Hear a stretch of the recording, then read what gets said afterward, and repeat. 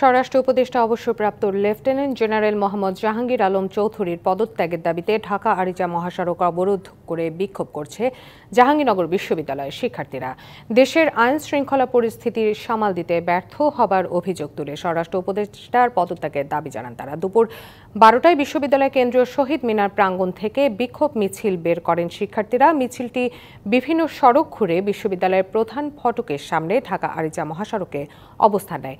এ সময় প্রায় আধা ঘন্টা ঢাকা আরিচা মহাসড়ক অবরোধ করে বিক্ষোভ করেন তারা।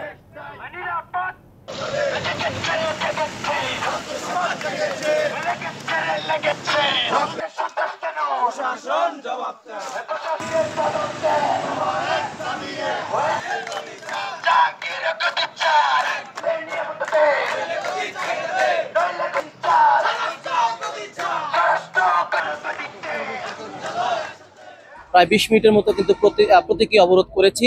আমরা এই প্রতীকী অবরোধের মাধ্যমে স্বরাষ্ট্র উপদেষ্টাকে এটা জানিয়ে দিতে চাই, দেশের আইন শৃঙ্খলা যেই অবনতি ঘটেছে সেই আইন শৃঙ্খলা অবনতির জন্য তিনি একমাত্র দায়ী।